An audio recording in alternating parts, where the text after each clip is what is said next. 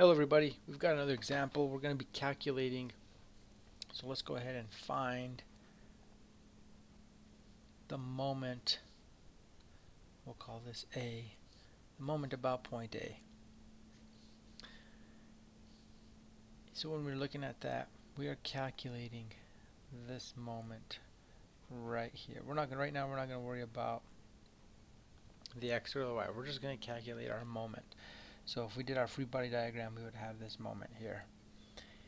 We have a 600 Newton force acting 1 meter away, and then I have a 500 Newton force, and I have a 300 Newton force. And I have this beam that sticks out of here at about 45 degrees, then that's 2.5 meters long. So in order to calculate my distance, so I will need to know what this distance is, and I will need to know what this distance is. Because remember, a moment is a force times perpendicular distance. So let's go ahead and calculate our distances here. So this distance here would actually be 45 degrees. This is the opposite, and I have my hypotenuse. So if I drew a triangle over here, I'm trying to find this distance right here. We'll call it D1. And this is 2.5 meters, and this is 45 degrees. So I could say that the sine of 45 degrees is equal to the opposite over the hypotenuse, which would be D1 would be equal to sine of 45 times 2.5 meters. And then this is 2.5 meters. And then I have this distance here. So I'm also trying to find, we'll call this D2. So D2 would be cosine of 45 is equal to D2 over 2.5. Yes, I could solve it in different ways. I decided to solve it this way. So D2 would equal 2.5 times cosine of 45 degrees.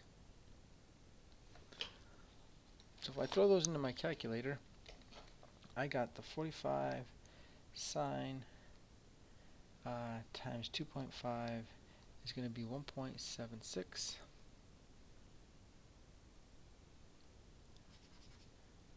1.76, and this is also 1.76.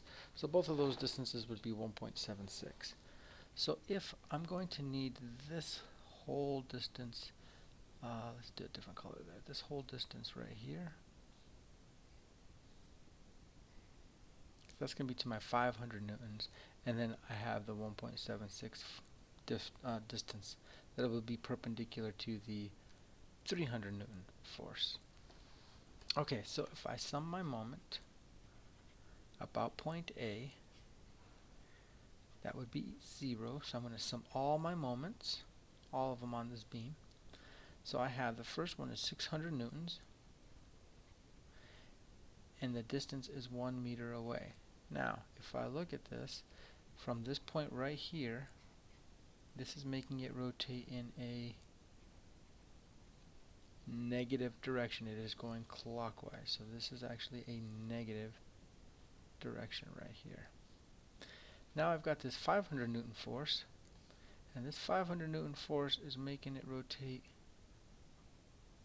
counterclockwise. So it's going to be positive 500 newtons, and that distance was 1 meter plus 2 meters plus 1.76 meters, which comes out to be 4.76 meters.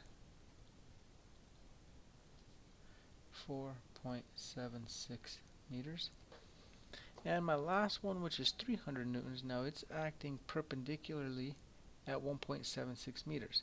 And it is making it rotate, so it's pushing along here, and it's going to make this beam rotate this way, which would also be negative. So that'd be a negative 300 newtons times 1.76 meters. It's all equal to 0.